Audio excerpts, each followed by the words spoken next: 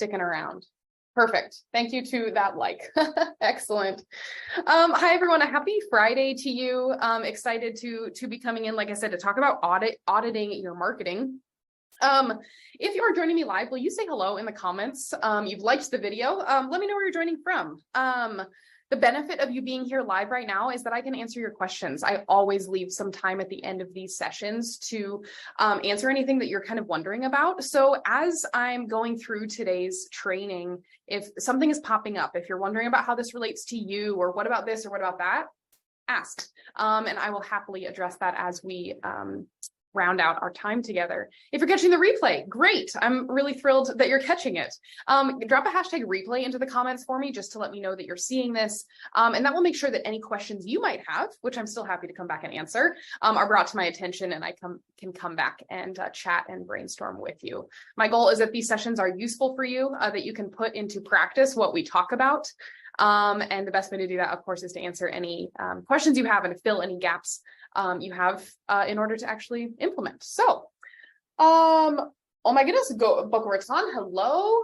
Cincinnati, Ohio, Nicole, hello. Hi, guys. Thanks for being here. If we haven't met yet, hi. I'm Anna. I'm really happy you're here. This is the Get Booked Out community. We are about to hit 10,000 members, which is crazy. And it's really just the best community on the internet. So if you're new around here, I'm so happy that you're here. I hope you find not only me, but also the amazing clinicians in this group to be useful for you. Our goal here is ultimately to help you fill your practice with clients you love to work with in a way that is both effective, because hello, we need the clients, but also authentic to you. There are so many strategies out there that might make you feel icky. I want you to always tune into your gut and not do anything that doesn't feel aligned and authentic to you. And so we're really about empowering you to step into and lean into who you are as a clinician, what's important to you, what feels right, because your clients will sense that and will actually usually get better results that way as well. So that's what we're all about here. Nicole, you said you're struggling, so I hope this helps. I hope so too, Nicole. That's the goal. Louise from Texas. Hi, everyone. Really happy that you're here. So without further ado, let's go ahead and dive in. I called this what to do when your marketing isn't working. And I hear from a lot of clinicians that are worried their marketing isn't working. You know, what's funny is some of those clinicians are my clients. Some of those clinicians got results, and then those results seem to have quieted down and they feel like something's broken. Or they're people that have implemented the strategies that we teach and aren't yet seeing the results. And so I just want to remind you that just because you're not getting the results that you wanted or expected right now does not necessarily mean that something is broken. Now, it's stressful. I acknowledge that. I still experience that in my own business sometimes. I see you in that discomfort, but it doesn't necessarily point to anything being wrong. The only way you can have ups is if you also have downs. The only way you can have ebbs is if you have flows. And this is just part of the life cycle of private practice. If you talk to the people that have reached nirvana in private practice and are fully booked with private pay clients and charging a premium fee and doing whatever it is that you would like to do in your own practice, and you ask them if it's always consistent, their answer to you will be no. Every clinician sits in a little bit of this discomfort. And so I just want to remind you of that. Now, of course, we're still going to talk about, hey, sometimes there is something wrong, and here's what we can do to identify that, but also just to remind you that those ebbs and flows are normal, and that it doesn't mean that they aren't going to pick back up, and that there's so much kind of seasonality and just there's this cyclical nature to private practice that you might just be in the middle of. So I just want to see you and let you know that that might also be the case.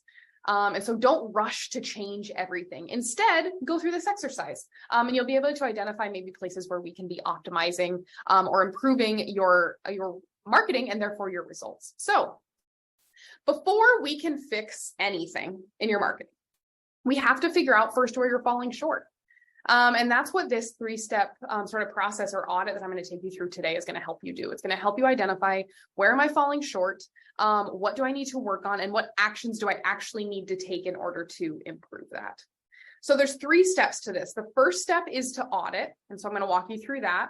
The second step is to identify our first opportunity. And then the third step is to assign action. And that's what we're going to do here. And the nice thing about this is that, I started this training by talking about, your marketing isn't necessarily broken. Sometimes you're just in the ebb and flow, but this is also something, an activity you can return to at every stage of your practice. Maybe things are going really well, but you're not attracting as quite the right fit client that you want to, or maybe you've pivoted your niche a little bit. And so you need to align your marketing. You can return to this exercise. So it's this exercise isn't just right for the person that's like complete crickets, not getting any clients, but can also be revisited as a way to consistently and constantly improve and optimize your marketing as you evolve as a clinician, as you evolve in your practice. Maybe you bring on a team member, whatever that may be. So keep this exercise close at hand. I hope you have something to take notes on. Maybe it's your app, your notes app on your phone, or a Google Doc or something like that. Of course, you're always welcome to come back and watch the replay here. But I want you to write down these 5 questions, because step 1 of this exercise is to audit, is to ask yourself some questions. And I will repeat these. Question 1. Do you have a crystal clear definition of your ideal client? You have a crystal clear definition of your ideal client. Now, I know that you hear people talk about, an ideal client profile pretty much anywhere you go. And that's because we have to know who we're talking to. But the way that we think about ideal clients around here is it's just a level deeper. It's about understanding who they are outside of just their problems, outside of just what brings them into therapy. Do you know your client that well? Do you know their deep level frustrations? Do you know what they're experiencing in day-to-day life that they are fed up and tired of? Do you know them emotionally? Do you know them and how they're feeling about entering therapy, how they're feeling about their situation and their circumstances? Do you know what they're looking for out of therapy? It's one thing to know what someone is coming in with. It's another to know what they're hoping to walk away with. Do you know that about your client? Have you dug into that? Do you know what they value in a therapist? Now, this is a gold mine, and it's something we do a lot of in Confident Copy, my marketing mentorship, but we figure out what is important to your client in a therapist. That's what makes you the right therapist for some people and the not right therapist for another, right? Well, it's one of the things that makes you a good fit. And we need to know what they're looking for in a therapist so that we can position you correctly. So that first question, do you have a crystal clear definition of your ideal client? Next, the next question, are your niche and messaging? So the way that you talk about what you do, that's really what a niche and a message is. So clear that your ideal client, knows you are who they've been looking for. They are able to determine that on their own. Those people that talk about getting a consult or hearing from a client, I know you're the therapist for me. Or your website really spoke to me, or your Psych Today profile just told me that you're the therapist I've been looking for. That is what we need to be doing. And so if you're not making that happen yet, there's a place we need to improve on. But that question again, are your niche and messaging so clear that your ideal client knows you are who they've been looking for? That means that in your marketing, you're using clear examples. In my last training where I talked about what my most successful clients do, which is sort of an interesting contrast to this one, we talked about this idea of deep messaging. All that means is they are using really crystal clear examples. They're not talking about feeling anxious and people pleasing. They're someone who specializes in young women experiencing anxiety. And so they're talking about the fact that this client has so many plates spinning at a time and is striving to reach her goals in her career, but somehow finds herself constantly on the couch scrolling Instagram instead of going out and actually achieving the things she wants to do. Can you see how one is so much more clear and compelling than the other? So that is how an ideal client knows that you are who they've been looking for. You're not just an anxiety therapist. You're an anxiety therapist for that type of person. And that's one way to think about a niche. There's lots of ways to do it. This is also your opportunity to position yourself as an expert or as a specialist. I know that some clinicians really struggle with this idea of embracing your expertise because there's always more you can be learning, and what a beautiful thing. But the fact is, you do get to show up into this room with your client and serve them from a place of expertise. right? And that doesn't mean you've reached the end of that journey, but it does mean that you can come alongside your client with skills and support and training and certifications and modalities and approaches and theories that can help them reach their goals. And so if you can position yourself as being the expert or a specialist in the things that they're struggling with, then it's going to be really hard to look elsewhere and to say no, essentially, to working with you.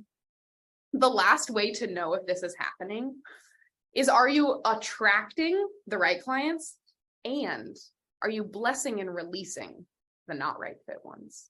This is something a lot of clinicians struggle with. Well, I don't want to turn people away, because you can serve so many different types of clients, but good marketing attracts the clients that you're excited about. Yes, you can serve a whole ton of different types of clients, but there is a particular type of client you do your best work with, that energizes you, that doesn't drain you, that you're excited to see on your caseload, that you're excited to see on the schedule. That's who we need to be attracting.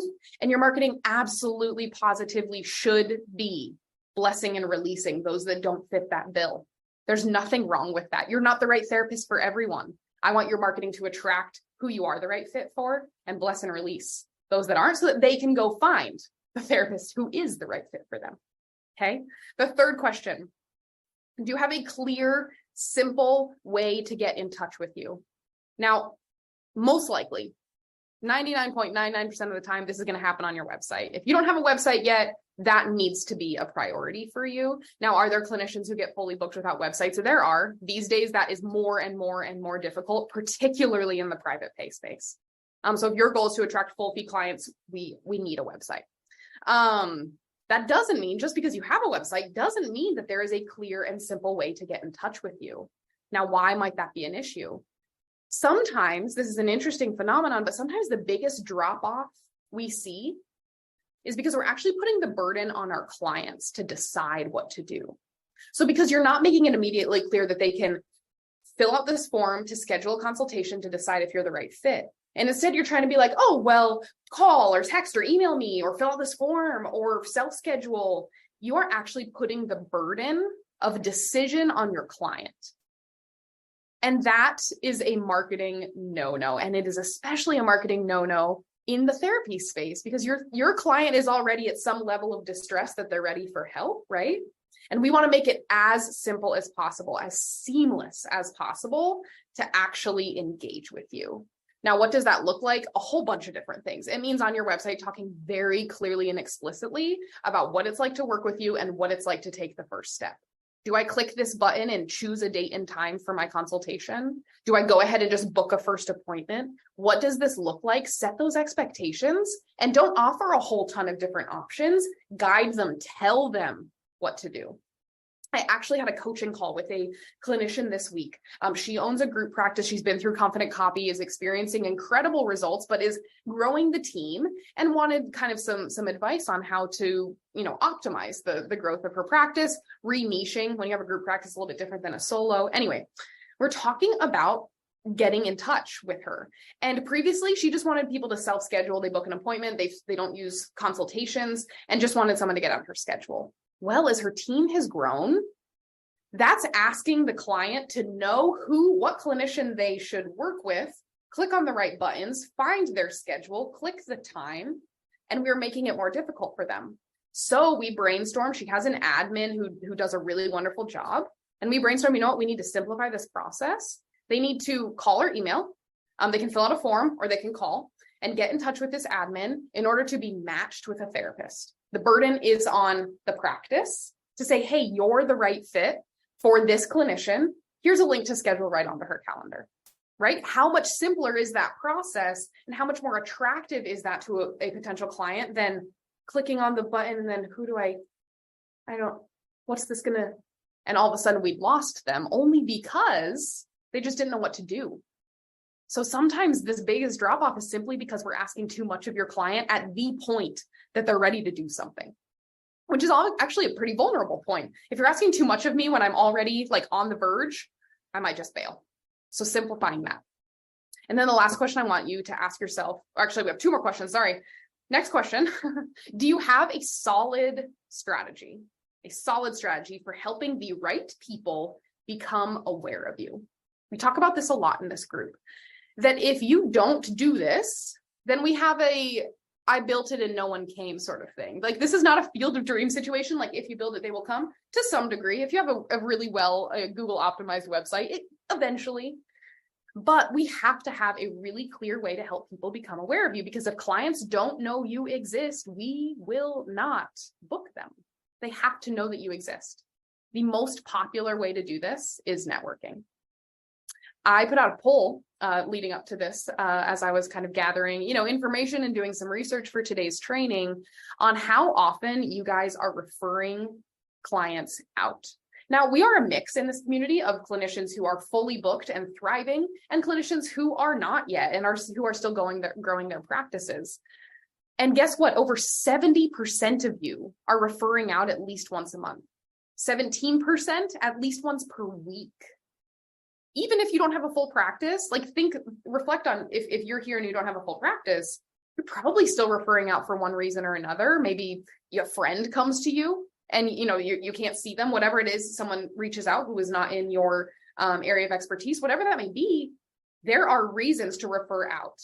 And so if other therapists don't know about you, I am telling you that you are missing out on clients.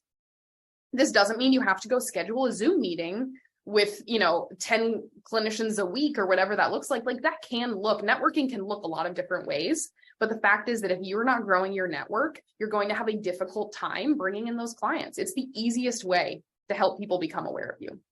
Now, there are other ways as well. Of course, SEO, like I mentioned, maybe social media, that can work. There's some nuance to social media. Maybe it's paid ads if you have a really strong website. But none of these usually work as inexpensively or as quickly as networking does. I say often around here that I have yet to meet a fully booked private pay clinician who is not well connected in their area. So if you're not doing that, there you go.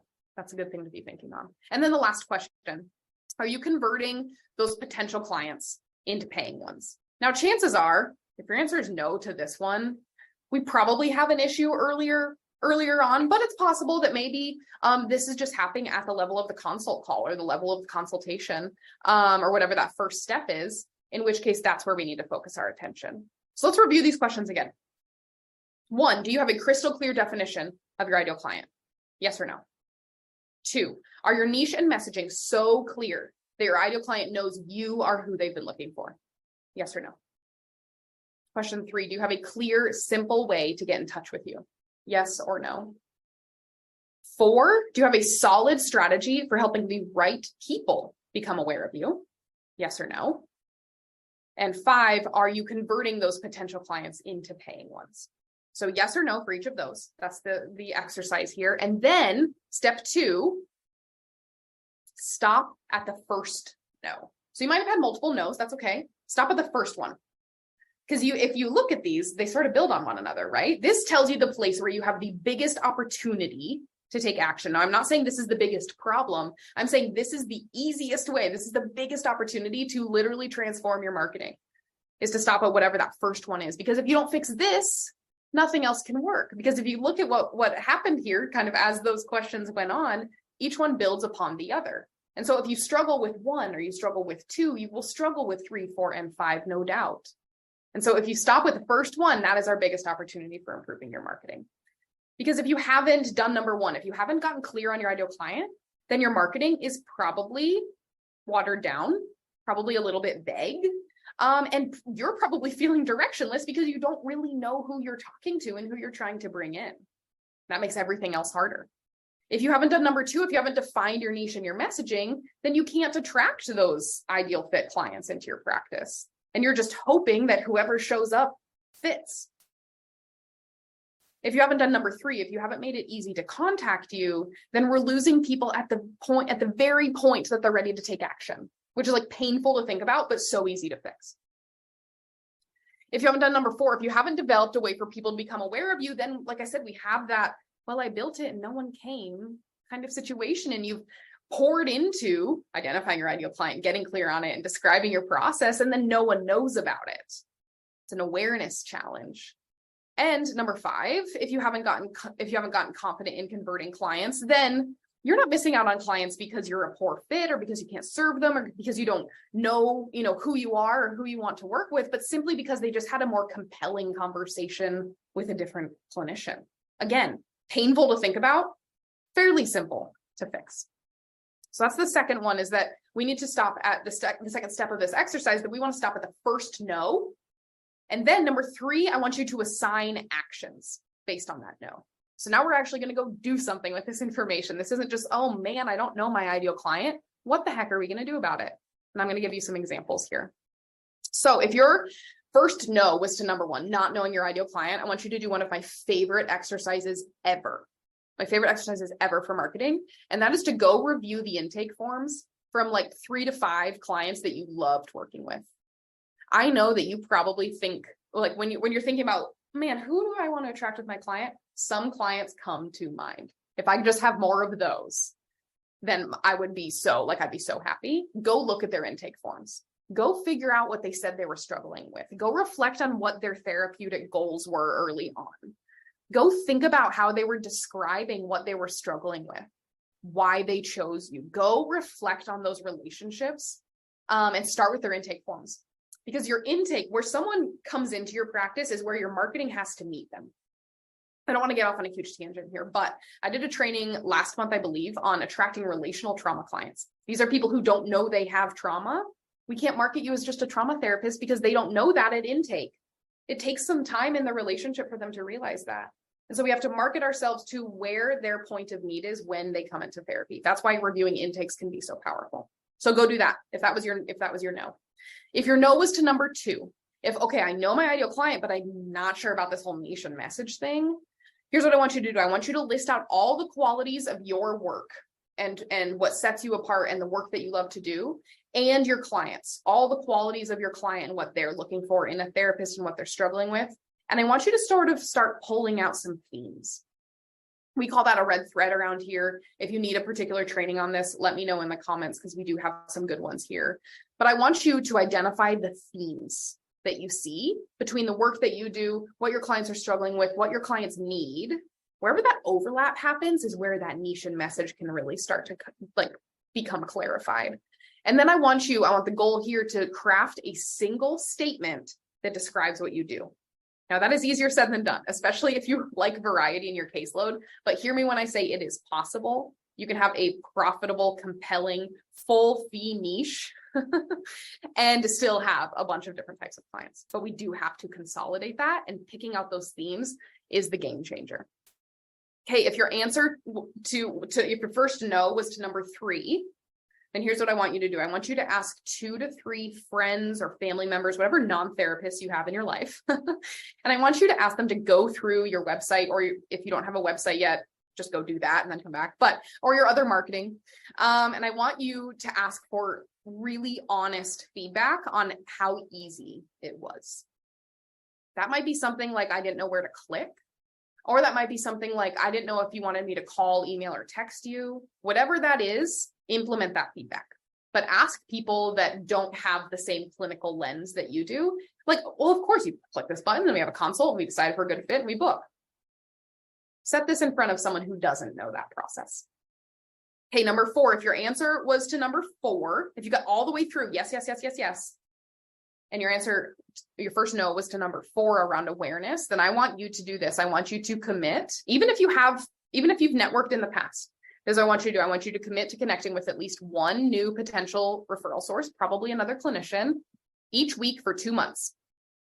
That's 8 new potential referral sources. Now, this is coming assuming that you know your niche. One of the powers of a niche, other than attracting the right types of clients, is you become easy to refer to, because you're able to tell other clinicians and other referral sources exactly what you do and who you serve. So when they run into an ideal client for you, you come to mind.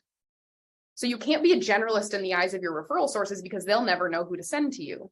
So those referral conversations need to happen around the niche and the message that you've defined. It's one of the cool byproducts of having a solid niche is you become so easy to refer to. Oh yeah, Anna, she works with, women that are bereaved, whatever my niche might be, but I'm so much easier to remember and therefore I'm easier to refer to. So keep that in mind. Okay, number 5, if your last one was like, yes, Anna, yes. If your answer was, I'm not converting clients, then I want you to practice your consult calls with a colleague or a partner. And I want you to work specifically on handling objections and talking about the work that you do, right? So oftentimes handling objections, if you're a full fee clinician, stating those fees, communicating those fees can be really scary. Work on it, practice it. It will get better with practice. And also, talking about the work that you do, talking about that niche and that message and that specialty and who you serve, get clear and confident in communicating that to a client. If you need help with things like consult calls, again, let me know in the comments. I have a couple of resources here. I can also point you in the direction of some others. Because if we're losing people at the point of the consult, like let's fix it and let's start booking more people. Okay, friends. Whew, I just went through a lot of information, but this is a powerful exercise. Like I said, if you aren't experiencing the results you want right now, you got to do this. If you need different results in the future, if you want to improve your results or optimize whatever, this is a powerful exercise to return to. So I hope this has been helpful for you. Those 3 steps again. First, we're going to audit. We're going to ask ourselves the questions, yes or no. And then we're going to identify the opportunity, the biggest opportunity, and then we're going to assign action. And then guess what? You have to take action. So then I want you to take what you've learned here and what you've identified, and I want you to go commit to it. Then if number 1 was your issue, then go review the intake forms and then go to step 2. Go to the next no and take that action and continue optimizing your marketing as you go. This process I'm teaching you, there's no like secret sauce here. I've seen this work and it might feel overly simple. I hear you on that. Sometimes I'm like, should there be more to this? And guess what? This process that I'm walking you through right now is the exact process I have seen my clients use to be successful. Guess what? Like I said at the top of this training, those clients still experience ebbs and flows. They are still scary and uncomfortable. But guess what? When they stay committed to the process, the results return. So if you can get these things down, you can start to build a machine, a little marketing machine that is working for you that you can simply just come back in and improve and optimize as you go and as you evolve as a clinician. Okay, I hope this has been helpful for you. I saw a couple questions come in. If you have other questions, put them in the chat. Michelle, is take the first step good copy for a button that links to an intake form? Michelle, and you note specifically an intake form here, which to me tells me that this client has already converted. So I think that's fine language, but we've already we've gotten over the hump of converting them into a paying client because we're asking them to complete intake forms. If you're talking about more of like a consult call or something like that, take the button copy is an interesting thing we could go down the road of in the world of copywriting and marketing strategy. I prefer to keep my buttons super action oriented and clear so that I literally write schedule a free consultation on most of the buttons or some version thereof, because I know exactly what's going to happen when I hit that. If I hit a button that says take the first step, yeah, I'm probably going to be led somewhere like that, but I don't know exactly what it is. That said, there's also time and a place to be a little bit more creative with the button copy. I think the heart and the strategy here absolutely makes sense. Whether it's for a potential client or one that's already converted. My intake form is in place of a consult call. It's not a bio. Okay, so this is more of this is the email consult that you offer, Michelle. So yeah, I would say take the first step. I would say,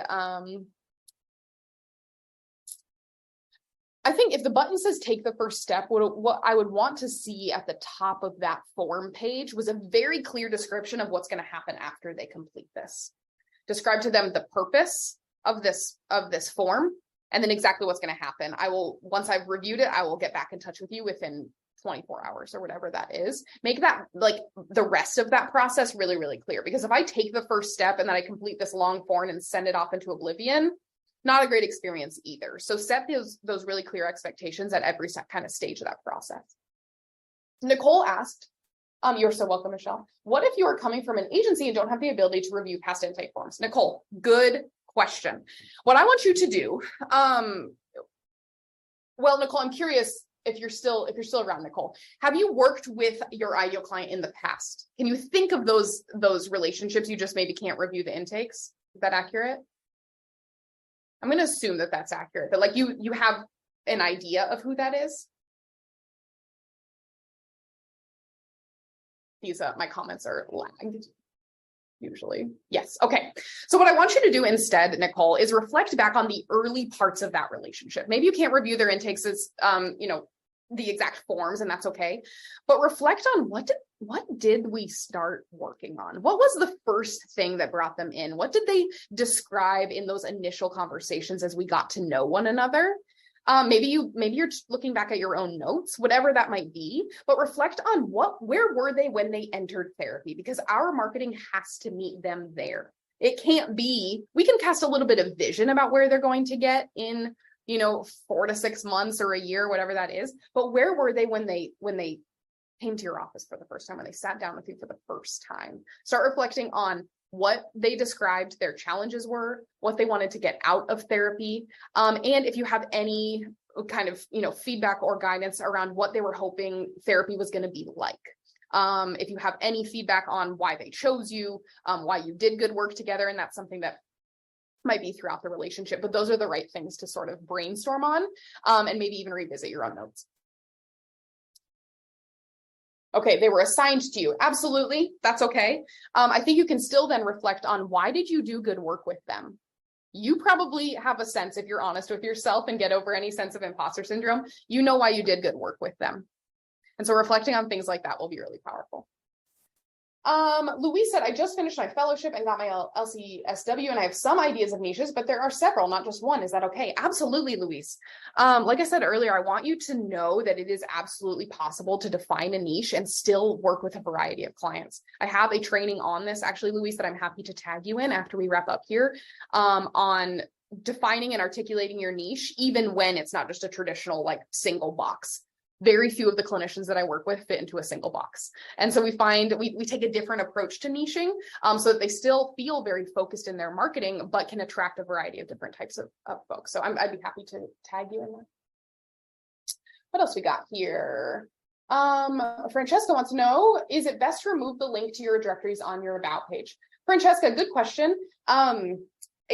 In general, yes. The reason for that is if someone's on your website, if we've got them here from wherever avenue they came, general best practice is we don't want to lead them elsewhere, particularly to a place like a directory where, yes, they might read your bio, but they also might just end up, elsewhere. And not to say, of course, if they're not the right fit, we want them to go find the right therapist. But if they are the right fit, I would so much rather invite them into action and contact with you rather than, oh yeah, go view my Psych Today profile. Is your Psych Today profile more comprehensive than what they find on your website?